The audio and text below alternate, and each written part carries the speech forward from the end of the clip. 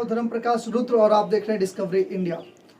आज बिहार को एक होली का सौगात बिहार के माननीय मुख्यमंत्री नीतीश कुमार के द्वारा दिया गया है।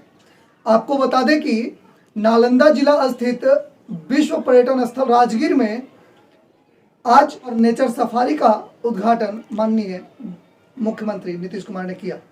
क्या कुछ है इसकी पूरी खबर जानने के लिए हमारे वीडियो को अंत तक देखें। धन्यवाद। आप सब लोगों को बहुत बहुत धन्यवाद है कि आज आप जान रहे हैं कि नेचर सफारी का आज उद्घाटन हो गया और नेचर सफारी का जो निर्माण किया गया है तो इसकी कहानी आप सब लोगों को मालूम होगा कि जब यहाँ पर जू सफारी के बारे में हम लोगों के मन में विचार आया कि नए सिरे से हम लोग जू सफारी का निर्माण कराएंगे और जू सफारी में 5 प्रकार के जानवर रहेंगे और जानवर खुलेआम घूमता है और जो लोग देखने जाते हैं जू सफारी की ही खासियत है, उनको कोई न कोई व्हीकल पर, बंद व्हीकल पर उनको जा करके बैठ करके देखना पड़ता है और जो भी वहां पर जानवर रहेगा वो खुलेआम उसका पूरा का पूरा इलाका रहता है और उसको देखने के लिए जाते हैं। तो ये कंसेप्ट था और उसके हिसाब से काम निर्माण कार्य शुरू हो गया है।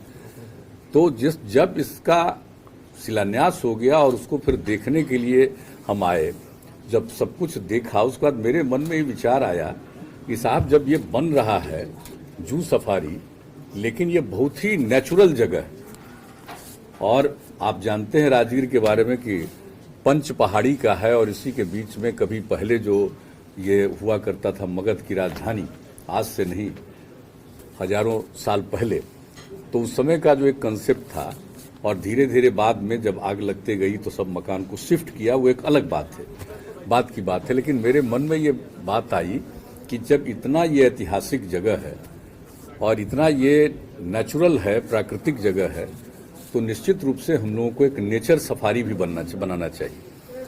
और उसमें जब हमने कहा कि जू सफारी के बगल से ही शुरू हो, लेकिन बाद में पता चला कि साहब जू सफारी के तुरंत बाद तो नहीं बन सकता है, लेकिन उसके आगे जा करके इसको करने का ये स्थल का चयन किया गया स्थल का। और उस स्थल का चयन करने के बाद पिछले 3 वर्षों के अंदर ये सारा काम हुआ, इसका पूरा एक योजना बनाई गई और क्या क्या चीज बनेगा इसके बारे में लोगों ने सोचा, हम लोग निरंतर चर्चा करते थे। और अभी आप जानते हैं कि 2-2.5 महीना पहले हम आकर के जो चीज बना था उसको देखने आए कि अभी पूरे तौर पर नहीं हुआ था। तो यहाँ पर जो आप जानते हैं कि ग्लास स्काई वॉक, तो जब ग्लास स्काई वॉक को देखने आए तो लोगों को कितना आश्चर्य हुआ और उस ग्लास स्काई वॉक को देखने और उस समय हमने सुझाव दिया कि इसको बिल्कुल ही इस पर ध्यान रखना पड़ेगा, इसको सुरक्षित करना पड़ेगा और फिर एक संख्या निर्धारित करनी पड़ेगी कि एक साथ कितने लोग अंदर जा सकते हैं, इन सब चीज़ों के बारे में। और चूंकि यहाँ पर इस तरह का एक नेचर सफारी का निर्माण किया जा रहा है, तो फिर बड़ी संख्या में नई पीढ़ी के आएंगे, बच्चे बच्चियाँ आएंगे, को देखने के लिए बहुत अच्छी जगह होगी। तो फिर उनके सुरक्षा का भी प्रबंध होना चाहिए। ऐसा नहीं होना चाहिए कि हमारे बच्चे खुशी में घूम रहे हैं, बच्चियां घूम रही हैं और कहीं से कोई इधर उधर करने के मूड में कोई रहे।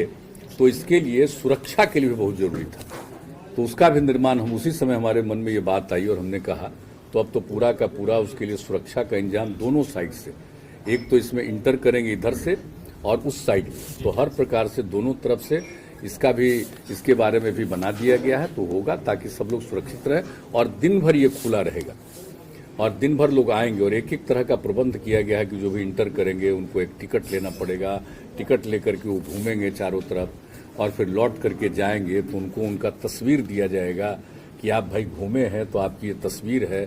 तो ये सब काम जो किया जाएगा यहाँ के बारे में, तो एक तो सबसे पहले जो बना, आपको सबको मालूम है ग्लास स्काई वॉक, और फिर उसके बगल में ही है सस्पेंशन ब्रिज। अब सस्पेंशन ब्रिज पर भी जा सकते हैं और स्काई वॉक पर तो एक सीमा है कि उसके अंदर तक जा करके उसको देख सकते हैं। और जो ग्लास स्काई वॉक बना तो इसका एकदम इस देश में पहला है। उस समय एक भ्रम हुआ कि दूसरा है, ऐसा नहीं है, ये पहला है। तो एक सब जगह इसको लेकर के चर्चा हुई और लोगों को खुशी हुई। और उसी समय जब आप सब लोगों ने इसको देख करके इसको प्रसारित किया, इसकी खबर छपी तो कितनी संख्या में लोग अगले दिन से आकर के यूथ लोग और सब लोग घूमना चाहते थे। तो उनको समझाया गया कि अभी भाई पूरे तौर पर निर्मित हो जाएगा, सब इंतजाम हो जाएगा, तब आइएगा, अभी तो बीच में ही। तो अब हो गया है मई महीने में सब तरह से इंतजाम करके एक एक चीज़ का सुरक्षा का सब इंतजाम कर लिया गया। और उसके बगल में सस्पेंशन ब्रिज का भी हो गया है। और फिर जिप लाइन आप सब जानते हैं कि एक छोर से दूसरे छोर तक और लौट आएंगे, जिसको कि देख रहे हैं यहीं पर से दिख रहा है, यहीं पर से दिख रहा है। एक तरफ से जाएगा, दूसरे तरफ से आएगा, वहां से जाएगा, इधर आ जाएगा। तो इस तरह से सबका इंतजाम किया गया है। और फिर जो किया गया है जिप लाइन साइकिल, जो इस कंसेप्ट के अंतर में भी है, जो बनाया गया है नेचर कैंप एरिया, तो इस एरिया में ही उसका भी इंतजाम किया गया। तो हर तरह से किया गया। और यहाँ पर देख रहे हैं खेलने के लिए हर तरह से नई पीढ़ी के लोगों के लिए इंतजाम किया गया कि पूरे तौर पर देखेंगे। और जो लोग भी विजिटर होंगे उनको खाने की इच्छा होगी, उसका भी सारा इंतजाम सब किया गया है। तो आप देख लीजिए कि अब कितना बढ़िया। और इसको लेकर के लोग चाहेंगे तो पैदल भी घूमेंगे। और दूसरा, कुल मिलाकर के पूरा एरिया लगभग 8 किलोमीटर का हो जाता है। तो अगर कोई पैदल चलना चाहेगा तो पैदल भी चल सकेगा, नहीं तो उनके लिए साइकिल का भी प्रबंध किया जाएगा, वो साइकिल पर भी चारों तरफ घूम सकते हैं। तो बहुत अच्छे ढंग से बन गया है। तो मुझे तो भाई बहुत खुशी हो रही है कि अभी जो नेचर सफारी है, और अपने आप में उसी दिन हमारे मन में ये बात आई कि इसका नामकरण नेचर सफारी हो। अब और भी किन्हीं महापुरुष के नाम से नामकरण होगा, वो एक अलग बात है, लेकिन मुख्यतः ये नेचर सफारी है। और इसको लोग जो देखेंगे तो बहुत ही ज़्यादा नेचर के बारे में लोगों को मालूम होगा, पर्यावरण के प्रति उनकी जागृति होगी नई पीढ़ी के लोगों को। और देखिए कि जहाँ कहीं भी कुछ खाली जगह, सब जगह वृक्षारोपण किया गया। और पहले जानते ही जब हम 2009 में आकर के 7 दिन हम यहाँ रुके थे और एक एक चीज़ को, तो कई जगह पर ये सूखा हुआ था। इस तरफ तो खैर था, लेकिन एक तरफ सूखा हुआ था पर्वत में, तो सब जगह पेड़ और लगवाया गया। अभी देखिए किस तरह से वृक्षारोपण हुआ, हर एक चीज़ से सारा इंतजाम किया गया। तो हर तरह से यहाँ पर किया गया है, अनेक चीज़ों का निर्माण किया गया है। आप सब लोग सबको मालूम ही है कि कितना ज़्यादा वहाँ पर जो बन गया, अरे जो पहले जिसमें जो जाते हैं हम लोगों को जाना पड़ता है घोड़ा कटोरा, तो घोड़ा कटोरा को भी जो देखा था, तो घोड़ा कटोरा कितना उपयोगी जगह। अब घोड़ा कटोरा का भी विस्तार कर दिया गया। भगवान बुद्ध की प्रतिमा लगी है वहाँ, कैसा सुंदर प्रतिमा लगी है, उतनी ऊंचाई पर। उसके बीच में घोड़ा कटोरा का जो तालाब है उसके बीच में बना है। और किस तरह से वो भी, और वहाँ पर भी पार्क की व्यवस्था की गई, उसका भी उद्घाटन हो चुका है। तो हर प्रकार से हर तरह की चीज़ों का ख्याल रखा गया है। और उसके बारे में जान रहे हैं कि कोई गाड़ी लेकर के नहीं आ सकता, उसके लिए हम लोगों ने इंतजाम कर दिया गया। तो हर तरह से, और जो लोग भी पहले चलाते थे हाँ टांगा, तो उन सब लोगों को भी दिया गया है, ताकि सब लोग उधर से इधर आकर के देखेंगे। और अब देखिए कि कितने लोग वहाँ पर जा रहे हैं। तो हर प्रकार का काम जो किया गया है यहाँ पर, और बहुत जल्दी अब इसकी उम्मीद है कि जू सफारी का भी सब काम होगा। अब जानवरों को आने का शुरू हो गया है सिलसिला, और वो सब कर लेंगे। और हमारा तो सुझाव यही है कि पहले जितने जानवरों को रहना है सब पहले से आ जाए, यहाँ अभ्यस्त हो जाए, उसको कोई तकलीफ नहीं हो। कहीं कोई नई जगह पर जाएगा तो उसको तो दिक्कत होगी। शेर है, बाघ है, सब तरह की चीज़ें हैं यहाँ, तो सब लोग यहाँ आ जाएंगे। और शुरुआती दौर पर जो बिल्डिंग बन रहा है, वो बिल्डिंग का भी जब निर्माण कार्य पूरा हो गया, एक एक चीज़ का संरक्षण कर लिया जाएगा, उसके बाद उसका विधिवत उद्घाटन हो जाएगा। तो ये तो चीज़ होगा। लेकिन आप समझ लीजिए कि जू सफारी का काम पहले शुरू हुआ, और उसी समय ये बात आई कि एक नेचर सफारी बने, और नेचर सफारी बन करके निर्मित हो गया है। आप सब लोग भी पूरे तौर पर देख लीजिए, और एक एक चीज़ को ये दिखला रहे हैं, तो उन सब चीज़ों को जानिए। और ये सब लोगों को इन सब चीज़ों की जानकारी मिलनी चाहिए कि नाम है नेचर सफारी, और है ये नेचुरल, और किस तरह से पर्यावरण के प्रति लोगों को जागृति लाने के लिए। और अब जानते हैं कि बिहार में हम लोग जल जीवन हरियाली अभियान चला करके कितना कॉन्शसनेस ला रहे हैं पर्यावरण के प्रति लोगों के मन में, और कितनी लोगों की भागीदारी है। तो उसी को ध्यान में रखते हुए अनेक जगहों पर इस तरह का काम कर रहे हैं। यहाँ पर जो काम किया गया, इसके लिए मैं वन एवं पर्यावरण विभाग को विशेष तौर पर बधाई देता हूँ कि इस काम को सब कर लिया। और आज आप देख रहे हैं हमारे सामने माननीय उप मुख्यमंत्री जी हैं, माननीय वन एवं पर्यावरण मंत्री हैं, इस जिले के रहने वाले हैं और मंत्री हैं, ग्रामीण विकास मंत्री हैं, सब लोग हैं, यहाँ के सांसद हैं, यहाँ के माननीय विधायक हैं, बिहार शरीफ के विधायक हैं, सब लोग हैं यहाँ पर, अन्य सभी और जनप्रतिनिधि लोग हैं। मैं सब लोगों का यहाँ पर इसके लिए स्वागत करता हूँ और आप सब लोग जो आए हैं वो सबको मैं करता हूँ।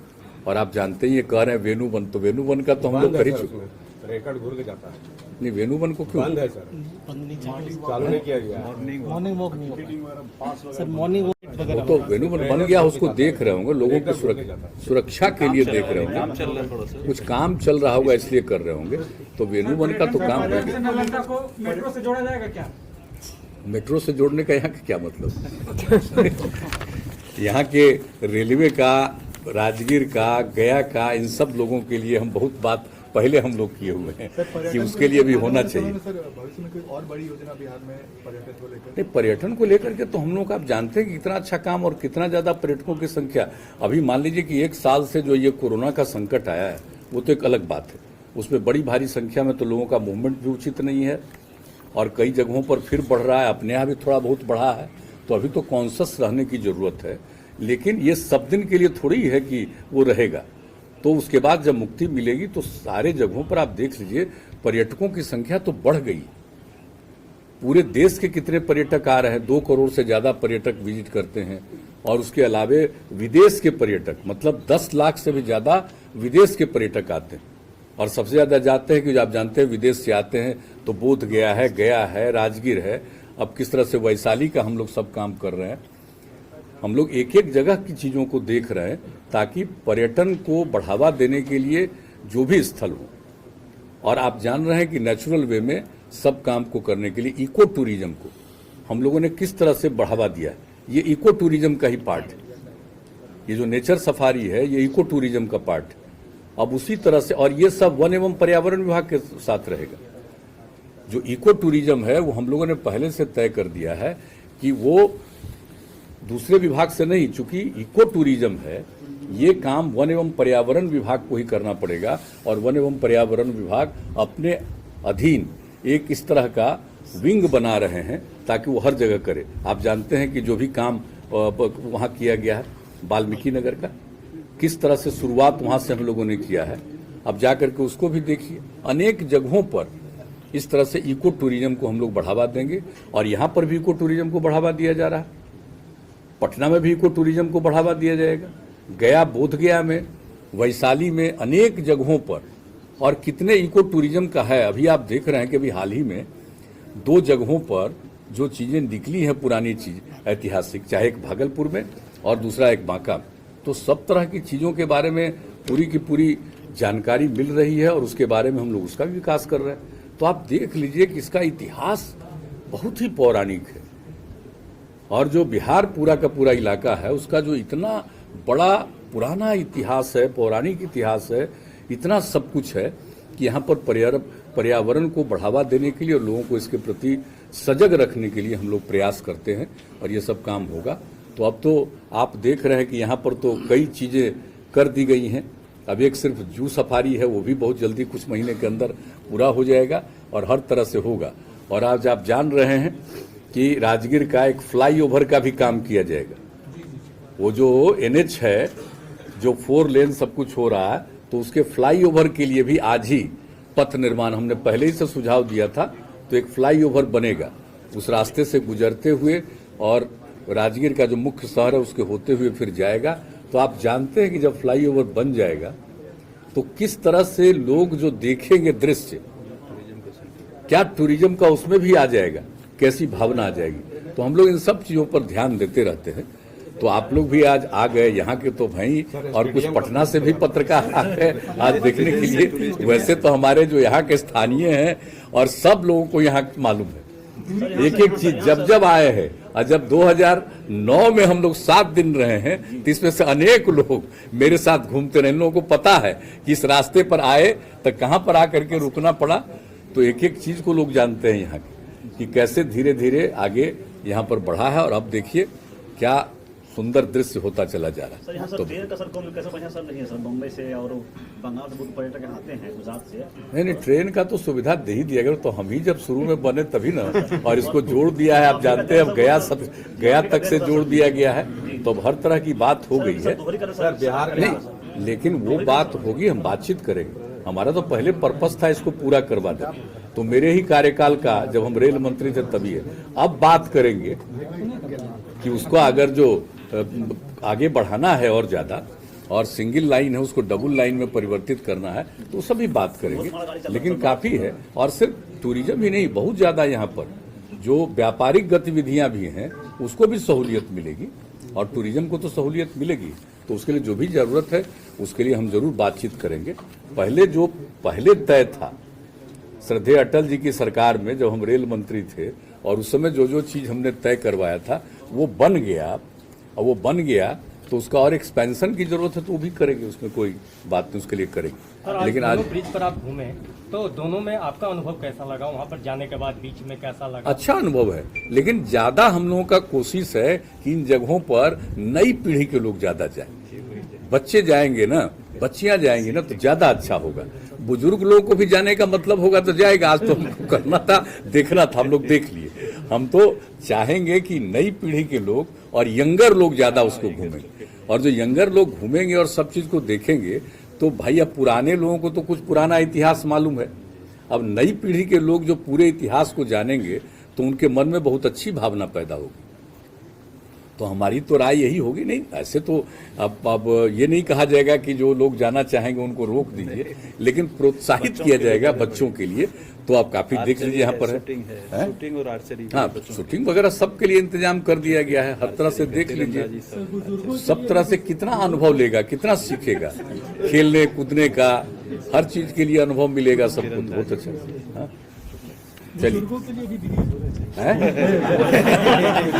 अरे तब बुजुर्गों को कोई रुकावट है, बुजुर्गों को रुकावट नहीं है, लेकिन बुजुर्ग लोग देख लेंगे तब ना अपने बच्चे बच्चियों को और भेजेंगे। तो ऐसा थोड़ी है कि बुजुर्गों को रोकना। रुकने की भी व्यवस्था होगी क्या प्लेटफॉर्म पे? रात में नहीं, ये दिन भर का काम। देखिए, टूरिज्म का जो एरिया है उसमें रात में नहीं कुछ करना चाहिए, सवेरे से लेकर के शाम तक ही वो सबसे अच्छा होता है। उसका ध्यान से जाकर राजगीर में रहेंगे, सुबह उठ के दिन भर घूमेंगे। आवास का सब तरह का धीरे धीरे। अब राजगीर में जो पहले से टूरिस्ट को देखने के लिए लोग होटल कितना सब कुछ बनाए हुए, और सब कुछ और बनेगा, तो उसके चलते सुविधा होगी। लेकिन रात में यहाँ पर रखना उचित नहीं। दिन में सब कुछ को देखना तो एक वो नेचुरल चीज है हमारी समझ से। तो अभी तो फिलहाल यही तय हुआ। तो चलिए, बहुत धन्यवाद।